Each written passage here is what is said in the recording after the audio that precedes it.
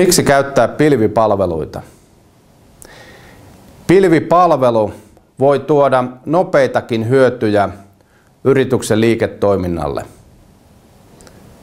Pilvipalvelulla on useita etuja, muun muassa skaalautuvuus yrityksen toiminnan ja käyttäjämäärien muuttuessa.